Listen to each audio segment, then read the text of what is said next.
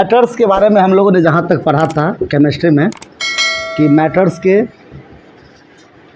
3 form होते हैं, जिसे हम लोग कहते हैं सॉलिड, लिक्विड और गैस। इन तीनों चीज़ों के बारे में हमने पिछले क्लास में बहुत सारा अध्ययन किया था। इसके अलावा भी प्लाज्मा स्टेटस भी है, बोर आइंस्टीन कंडेंसेशन भी है। तो हम लोग जनरली इन्हीं तीनों चीज़ों के बारे में खास करके हम बचपन से पढ़ते आ रहे हैं और अभी भी इसी तीनों के बारे में जनरली पढ़ते हैं। तो सॉलिड, लिक्विड और गैस, मैटर का एक निश्चित नियम होता है कि कुछ ऐसे मैटर है हमारे आसपास में जो कि सॉलिड स्टेट में भी पाए जाते हैं, लिक्विड स्टेट में भी पाए जाते हैं और गैसियस स्टेट में भी पाए जाते हैं। ठीक है, तो इसके बारे में अभी हम लोग चर्चा करने वाले हैं। देखिए, एक मैटर हम लेते हैं अभी वाटर। वाटर का देखते हैं, ये एक ऐसा मैटर है, हमारे प्रकृति में पाया जाने वाला एक ऐसा पदार्थ है जो कि तीनों फॉर्म में पाया जाता है। अगर बात की जाए सॉलिड की, तो सॉलिड फॉर्म में यह आइस कहलाता है, लिक्विड फॉर्म में यह वाटर कहलाता है और गैस फॉर्म में यह वाटर वेपर कह लिया जाए या स्टीम बोला जाए, इसे भाप। आप लोग जब कुकर वगैरह से गैस को निकलते हुए देखते होंगे तो वो स्टीम ही निकलता है। या आप कभी रोटी वगैरह देखते होंगे बनाते हुए मम्मी को, और रोटी के फूटने से, उसके फूले हुए हिस्से के फूटने से जो निकलता होगा गैस, उसे स्टीम कहते हैं। काफ़ी ख़तरनाक होता है वो। ठीक है, उसके बारे में हम लोग चर्चाएँ करने वाले हैं कि एक ऐसा गैसियस फॉर्म है जो आपके हाथों को जलन दे सकती है। आगे चर्चाएं होने वाली है इसके बारे में, लेटेंट हीट में जाएंगे तो इस पर ढेर सारी बातें करेंगे। फिलहाल हमने देखा कि वाटर एक ऐसा पदार्थ था जो तीनों अवस्थाओं में पाया जाता है। अच्छा, तब इसके आधार पर हम यह कह सकते हैं कि अगर हम इस पदार्थ को, वाटर को अगर हम फ्रीज में डालें या रेफ्रिजरेटर, इसको समझा जाए रेफ्रिजरेटर,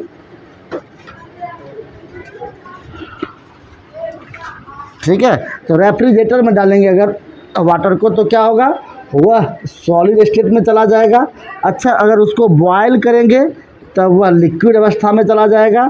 ठीक है, और उसको अगर ज़्यादा हीट देंगे, खूब सारा हीट देंगे, सॉरी इसमें यह देखा जाए थोड़ा सा, अगर ये रेफ्रिजरेटर में डाल रहे हैं तो सॉलिड स्टेट में चला गया। अगर नॉर्मल टेम्परेचर पे ला रहे हैं, नॉर्मल टेम्परेचर पे, तब यह लिक्विड अवस्था में चला जाएगा। और अगर इसको बॉयल किया जाए तब यह गैसियस अवस्था में चला जाएगा।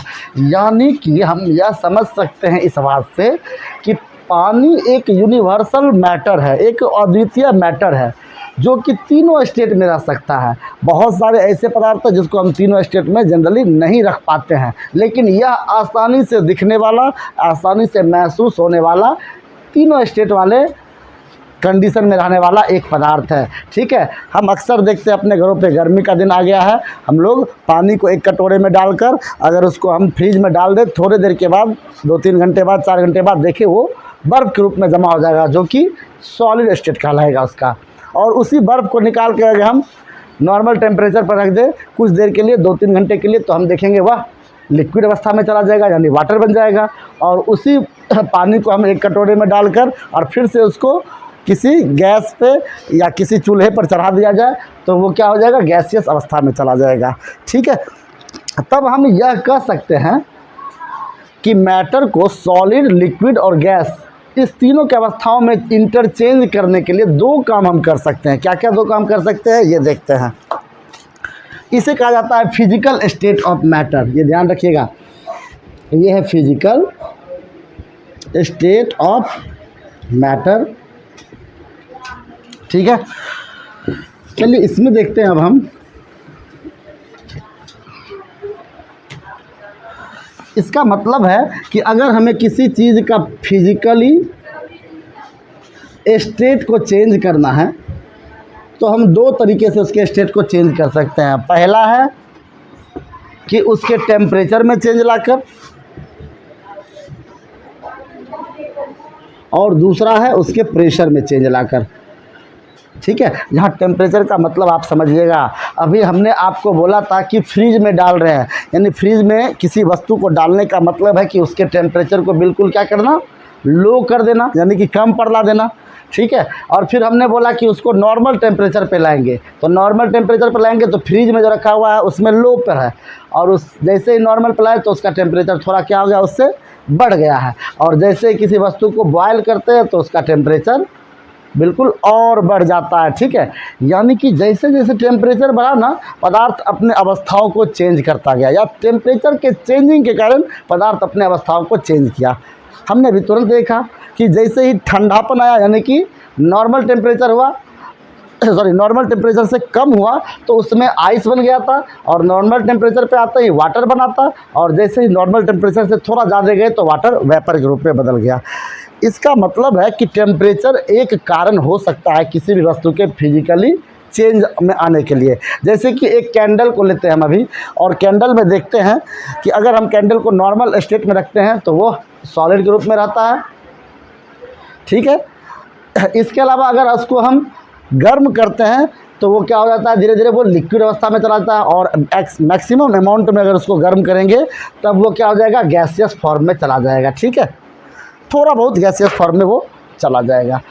तो तीनों चीज़ें इससे संबंधित है। टेम्परेचर का कम या ज़्यादा होना किसी भी वस्तु के फिजिकल स्टेट को चेंज लाने के लिए प्रमुख भूमिका निभाता है, ठीक है। इसी प्रकार से प्रेशर भी जो है, प्रेशर, अगर हम प्रेशर को बढ़ाते हैं किसी भी पदार्थ में। अच्छा, एक चीज़ और हम बता रहे थे अभी आपको, ऐसा नहीं कि सिर्फ वाटर ही एक ऐसा पदार्थ है जो कि अपना अवस्था चेंज करता है। ऐसे धरती पे कई सारे वस्तु हैं जिसके फिजिकल स्टेट चेंज होते हैं, सॉलिड से लिक्विड में बदलते हैं। कुछ वस्तु ऐसे हैं जिसको लिक्विड से हम फिर सॉलिड में बदल सकते हैं। जैसे कि आयरन को लेते हैं, आयरन काफ़ी हार्ड होता है, वो सॉलिड अवस्था में रहता है, लेकिन अगर इसको हम खूब सारा टेम्परेचर देंगे, फिर देखिए टेम्परेचर वाली बात आ रही है, अगर इसको हम खूब सारा टेम्परेचर देंगे, बहुत सारे अमाउंट में, लगभग 3700 डिग्री के करीब में अगर टेम्परेचर देंगे तो ये सॉलिड से किस अवस्था में बदल जाएगा, लिक्विड अवस्था में ये बदल जाएगा। यानी कि टेम्परेचर अपने आप में एक प्रमुख फैक्टर है किसी भी वस्तु के फिजिकली चेंज आने के, ठीक है। अच्छी बात है। अब देखते हैं आगे इसमें। तो कुल मिलाकर इसमें हमने एक चीज़ समझा कि किसी वस्तु को अगर हीट करेंगे या कूल करेंगे तब क्या होगा, इसमें टेम्परेचर में चेंजिंग आएगी, टेम्परेचर चेंज होगा इसमें, और जैसे ही टेम्परेचर इसका चेंज होगा तो वस्तु अपना स्टेट को बदलेगा, ठीक है, स्टेट भी चेंज होंगे। अगर कूल करेंगे तो वस्तु हो सकता है सॉलिड अवस्था में चला जाए, अगर हीट करेंगे वस्तु लिक्विड या गैस अवस्था में चला आएगा। ये था आपका इम्पॉर्टेंट फैक्टर इसके बारे में कि किसी वस्तु के स्टेट को चेंज करने के लिए टेम्परेचर का चेंज होना ज़रूरी है, और उसमें यह दोनों भूमिका निभाता है, या तो हीटिंग या तो कूलिंग, ठीक है। जैसे कि वाटर के बारे में हम अभी एक एग्जांपल ले रहे थे, वाटर को आप ध्यान से देखिएगा भी, इसी पर हम ज़्यादा चर्चाएं करते हैं, क्योंकि वाटर एक ऐसा चीज़, एक ऐसा पदार्थ है जिस पर हम आसानी से कुछ भी डिस्कशन कर सकते हैं, क्योंकि हम अपने डेली लाइफ में इसका यूज भी करते हैं। हम जानते हैं कि वाटर जो है, वाटर ये room temperature normal temperature room का होता है 22 से 25 डिग्री सी, इस पर ये क्या रहा है, लिक्विड फॉर्म में है। मेरा बात को ध्यान से सुनिएगा आप, रूम टेम्परेचर पे वाटर जो है वो लिक्विड फॉर्म में है, अच्छी बात है। इसके बाद देखते हैं वाटर को, अब टेम्परेचर क्या करते हैं, इसका टेम्परेचर इसका हम लोग 0 से कम कर देते हैं, बिलो 0 डिग्री सी, यानी 0 से अगर कम करते हैं इसका टेम्परेचर, तब यह क्या हो जाता है, सॉलिड अवस्था में बदल जाता है, यानी कि ये क्या बन जाता है, आइस बन जाता है। ध्यान देंगे इसको, ठीक है। और अगर टेम्परेचर अगर हम 100 डिग्री या उससे ज़्यादा कर देते हैं तब यह क्या बन जाता है, गैस बन जाता है, ठीक है, यानी कि वाटर वेपर बन जाता है, यानी कि स्टीम बन जाता है। तो आपको हमने अभी जो समझाया था वो यही समझाया था कि कोई भी पदार्थ तीनों अवस्था में उसके चेंजिंग आने के लिए सबसे इम्पोर्टेंट है उसके टेम्परेचर का। देखिए टेम्परेचर को ध्यान से देखते जाइएगा। अभी हम इसको घेर रहे हैं, देख रहे हैं बार बार टेम्परेचर बदल रहा है, तो वस्तु अपना क्या कर रहा है, स्टेट भी चेंज करते जा रहा है। ठीक है, जैसे जैसे टेम्परेचर बदल रहा है, देखिए 0 डिग्री टेम्परेचर है तो सॉलिड है, 22 से 25 यानी कि टेम्परेचर हमने बढ़ाया तब क्या हो गया, ये सॉलिड से लिक्विड हो गया है। ठीक है, और ज़्यादा हमने बढ़ा दिया तो यह क्या हो गया है, गैस हो गया है। यानी कि जैसे जैसे हम टेम्परेचर बढ़ाते हैं किसी वस्तु का, देखिए ये साइन देने का मतलब है टेम्परेचर का बढ़ना। तो टेम्परेचर बढ़ाने पर वस्तु लिक्विड फिर आगे गैसियस स्टेट में चेंज हो जाएगा। ठीक है, बढ़ते जाएगा तो गैसियस स्टेट में चेंज होते जाएगा। अच्छा, टेम्परेचर को अगर हम घटाते जाते हैं, ठीक है, यानी कि डिक्रीज हो रहा, इसमें इंक्रीज हो रहा था और इसमें डिक्रीज हो रहा है, ध्यान देंगे इस बात को। ठीक है, तो घटाने पर वो क्या हो जाएगा, लिक्विड रूप में चला जाएगा। ठीक है, तो सारा खेल देखिए टेम्परेचर के घटने या बढ़ने का था। ठीक उसी प्रकार से प्रेशर का भी यही हाल है, प्रेशर घटेगा तब भी और प्रेशर बढ़ेगा तब भी क्या होगा, उसके फिजिकल स्टेट में चेंजिंग आ जाएंगे। तो फिजिकल स्टेट में चेंजिंग के 2 कारण हैं, एक है टेम्परेचर और दूसरा है प्रेशर। दोनों के बारे में हम लोग पढ़ने वाले हैं। अभी फ़िलहाल टेम्परेचर पे ही चल रहे हैं हम लोग। ठीक है, तो टेम्परेचर के अकॉर्डिंग हम लोग चलते हैं। अभी एक प्यारा सा चीज़ अभी बना कर देखते हैं। ठीक है,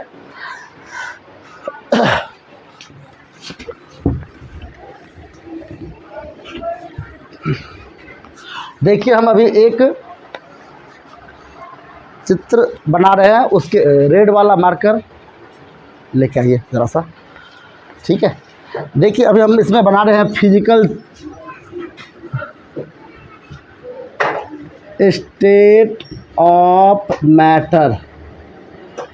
ठीक है, ध्यान देंगे इसको, हम जब भी बनाएंगे इस पर ध्यान देंगे, आप आसानी से इसको समझ पाएंगे। ठीक है, चलिए हमने अभी क्या बनाया है, फिजिकल स्टेट ऑफ मैटर का एक साइकिल बनाया है, जिसमें हम लोग देखने वाले हैं सॉलिड, लिक्विड और गैस के जुड़े कुछ टर्म्स के बारे में भी। ये एग्ज़ाम के दृष्टिकोण से काफ़ी इम्पोर्टेंट है। और जितने भी कंपटीशन का एग्ज़ाम होता है, चाहे रेलवे का हो चाहे वह एसएससी का हो, उसमें भी यह आपको बहुत काम आने वाला है। यानी कि आने वाले सभी एग्ज़ामों में साइंस का जो भी टर्म है उसमें ये काम आपको आने वाला है। तो ध्यान से देखेंगे आप इसको, अभी फिजिकल स्टेट ऑफ मैटर में इस टॉपिक को। देखिए हमने क्या किया, सॉलिड से लिक्विड की ओर दिखाया आपको। ये रेड वाले आप इस चीज़ को देखिएगा, तो जब कभी भी एक ऐसा अवस्था, एक ऐसा प्रोसेस जिसमें क्या होता है कि सॉलिड से जब कोई वस्तु लिक्विड में बदल जाता है तो वो प्रोसेस कहलाती है मेल्टिंग। यानी कि आप कह सकते हैं मेल्टिंग के बारे में कि a process in which solid change into liquid. आपने देखा होगा आइस के टुकड़े को अगर हम किसी भी रूम टेम्परेचर पर रख देते हैं या उसको हल्का सा हीट प्रदान करते हैं तो वो क्या होता है, लिक्विड के रूप में बदल जाता है, यानी कि वो गलना शुरू हो जाता है। ठीक है, तो इस प्रक्रिया को हम लोग कहते हैं मेल्टिंग, यानी सॉलिड से लिक्विड बनने का प्रक्रिया जो है वो मेल्टिंग है। दूसरा देखते हैं फ्रीजिंग के बारे में। ठीक इसका उल्टा देखते हैं, अगर कोई वस्तु है जो कि लिक्विड अवस्था में और उससे वह सॉलिड में बदल जाता है तो उसको हम लोग कहते हैं फ्रीजिंग होना। अक्सर ठंडियों के दिनों में, पहले, अभी तो नहीं, पहले के दिनों में क्या होता था कि पैराशूट वाला तेल आता था, वो नारियल का तेल, और वो लिक्विड अवस्था में रहता था, और जैसे ही ठंडी खूब सारी बढ़ती थी तो वो क्या होता था, जमकर एक जगह जमा हो जाता था, फिर वो आसानी से निकलता नहीं था। तो या आप कह सकते हैं घी के बारे में, घी ऐसे जनरली अभी लिक्विड अवस्था में होगा, जैसे ही ठंडी का दिन आएगा घी पूरा का पूरा जमकर वो सॉलिड अवस्था में चला जाता है, यानी कि वो फ्रीजिंग होता है उसका। तो एक ऐसा प्रोसेस जिसमें लिक्विड चेंज हो जाता है किस चीज़ में, सॉलिड में। ध्यान देना है, बस आसान सा सबका डेफिनेशन है। हमने अभी मेल्टिंग के बारे में बताया कि जब एक ऐसी प्रक्रिया जिसमें सॉलिड लिक्विड में बदल जाए उसे मेल्टिंग कहते हैं। ठीक उसका उल्टा देखिए, जब एक ऐसे प्रोसेस जिसमें कि लिक्विड बदल जाए सॉलिड में उसको हम लोग फ्रीजिंग कहते हैं। ठीक इसी तरह से इन दोनों के बीच देखेंगे। बॉइलिंग वाले में एक ऐसा प्रोसेस जिसमें लिक्विड गैस के रूप में बदल जाए, उसे हम लोग बॉइलिंग कहते हैं। देखते हैं इसके बारे में भी, तो लिखेंगे a process in which liquid change into gas. आपने देखा होगा जब आप कटोरे में या किसी बर्तन में पानी गर्म करने के लिए चढ़ाते हैं, कुछ समय बाद वो पानी गर्म होकर वाष्प के रूप में ऊपर की ओर जाने लगता है। गैस का एक नेचर है कि गैस हल्का होने के बाद, यानी कि वेपरेशन होने के बाद वो हल्का हो जाता है, और हल्का होने के बाद वो ऊपर की ओर जाना पसंद करता है। ठीक है, इसी कारण से गैस के जब बुलबुले बनते हैं, यानी कि पानी के बुलबुले, तो वो ऊपर की ओर जाता है। सीटी जब लगता होगा, देखते होंगे सीटी ऊपर की ओर उठ जाता है। ठीक है, और उससे गैस निकलना शुरू हो जाते हैं। तो यह प्रक्रिया जो है यह बॉयलिंग के जरिए ही होता है। इसी को हम लोग वेपराइजेशन भी कहते हैं, यानी कि इस प्रक्रिया को आप कह सकते हैं बॉयलिंग। ज़रा सा इसमें हम चेंजिंग कर देंगे तो वेपराइजेशन भी आपको पता चल जाएगा। देखिए, वेपोराइजेशन यह भी एक प्रक्रिया है इसी तरह की, a process in which liquid change into vapour. बस नाम लिखने का अंतर था, यहाँ हमने गैस लिखा है, यहाँ हमने वेपर लिखा है, और बाकी कुछ भी अंतर नहीं। वेपर में गैस और लिक्विड हल्का हल्का मिला हुआ रहता है। ठीक है, इसी कारण से वेपर लिखा है। तो एक ऐसी प्रक्रिया जिसमें लिक्विड किस अवस्था में बदल जाती है, वेपर के रूप में बदल जाती है, वाष्प के रूप में। इस प्रक्रिया को हम लोग कहते हैं वेपराइजेशन। ठीक है, अब चलते हैं इसके ठीक उल्टा। जब गैस लिक्विड बदल जाए तब क्या कहा जाएगा उसको, तब लिखेंगे a process in which gas change into liquid. ध्यान देंगे इस बात को। ठीक है, बस आपको समझने की बातें हैं, और इसमें कुछ भी हार्ड नहीं है। गैस एक ऐसी प्रक्रिया जिसमें गैस क्या हो रहा है, लिक्विड के रूप में बदल रहा है। आपने देखा होगा कुकर के खुलने के बाद, या कभी अगर आपको देखना है ना, तो आप एक बर्तन में जब रोटी बनाएंगे रात में, तो जब बर्तन में रोटी को रखते हैं और उसके ऊपर से, अगर हमारे देहाती भाषा में उसे चकला कहा जाता है, और आप लोग जो भी कहें, रोटी बनाने वाले दो एपरेटस होते हैं, इसमें एक है चकला, एक है बेलना। ठीक है, तो चकले को जब हम रोटी बनाकर और उसके ऊपर रख देते हैं, तो जब कुछ समय बाद जब खाने के लिए निकालते हैं रोटी, तो उसका ऊपर वाला जो हिस्सा होता है वो पूरा क्या होता है, पानी जैसा हो जाता है। इसका मतलब है, या आप कुकर में भी देखे होंगे, जब कुकर को आप सीटी लगने के बाद बंद करते हैं, तो कुकर का जो ऊपर वाला ढक्कन रहता है उससे पानी चूते रहता है। यानी कि यह कहा जा सकता है, इतने लिखा सकता है, अब इसमें जगह नहीं है। ठीक है, मैं इसको हटाएंगे नहीं ना जी, जैसा रहने दो, इसमें हटाएंगे फिर कैप्चर ही नहीं होगा फिर।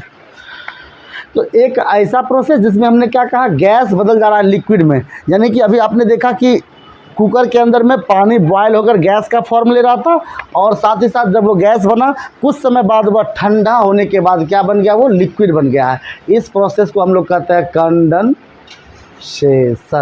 ध्यान देंगे इस बात को भी। ठीक है, ये था कंडेंसेशन। यानी आपको अभी हमने बताया मेल्टिंग के बारे में, आपको हमने बताया अभी फ्रीजिंग के बारे में, आपको हमने बताया बॉइलिंग के बारे में, आपको हमने बताया वेपराइजेशन के बारे में, आपको हमने बताया कंडेंसेशन के बारे में। ठीक है, एक प्रक्रिया ऐसी भी है जो कि बीच वाले हिस्से को गायब कर दे रहा है।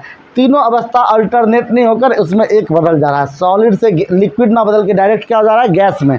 देखिए, कुछ ऐसे भी वस्तु हैं जिसको सॉलिड से डायरेक्ट गैस के रूप में लाया जा सकता है। ठीक है, इस प्रक्रिया को हम लोग कहते हैं सब्लिमेशन, हिंदी में से ऊर्ध्वपातन कहते हैं। ठीक है, तो यह कैसी प्रक्रिया है इसके बारे में देखेंगे। A process in which solid change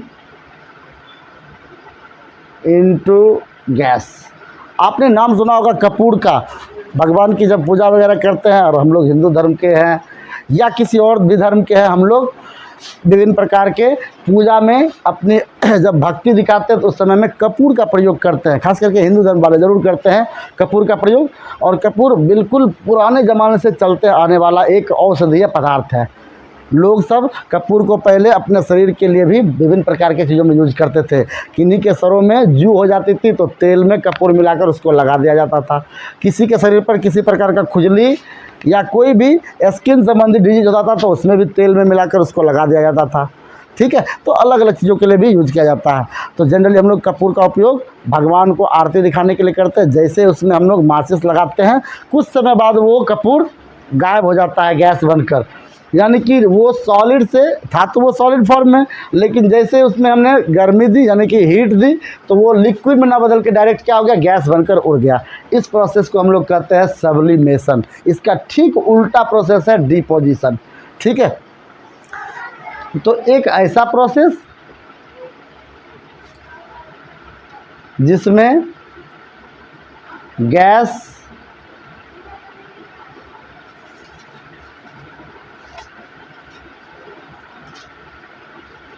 direct solid में चेंज हो जाता है। ठीक है, गैसियस चीज़ें जो है ये सॉलिड में चेंज हो जाता है। तो इसके भी एग्जांपल है जो अभी हम यहाँ पर अभी फ़िलहाल मिस कर रहे हैं, उसको भी हम आपको एग्जांपल बताएंगे। तो फिलहाल आपको देखना है कि हमने आपको melting, freezing, boiling, vaporisation, condensation, sublimation और डिपोजिशन के बारे में बताया, जिसमें हमने बोला आपको कि मेल्टिंग यानी कि गलनांक एक ऐसी स्थिति है जिसमें सॉलिड बदल जाता है, यानी कि ठोस जो है वो बदल जाता है किसमें, द्रव्य में। ठीक है, जमनांक एक ऐसी स्थिति है जिसमें द्रव्य जो है वो बदल जाता है किसमें, ठोस में। अच्छा, ये देखते हैं क्वथनांक एक ऐसी स्थिति है जिसमें गैस बदल जाता है किसमें, लिक्विड में। ठीक है, ये ध्यान रखना है आपको। अच्छा, एक चीज़ हमने इसमें गड़बड़ कर दिया था कुछ, क्या, लिक्विड से गैस, थोड़ा सा लिखने में यहाँ पर मिस्टेक हुआ है, इसको आप ध्यान देंगे थोड़ा सा। हमें ये लिखना चाहिए था पहले, यहाँ पर बॉइलिंग होगा या वेपर होगा और यहाँ पर कंडेंसेशन होगा। ध्यान देना है इस पर। देखिए क्या गलती हुई थी इसमें कि जब लिक्विड जो है वो गैस की अवस्था में बदलता है तो इसे ही हम लोग बॉइलिंग या वेपराइजेशन कहते हैं। ध्यान देना इस चीज़ को।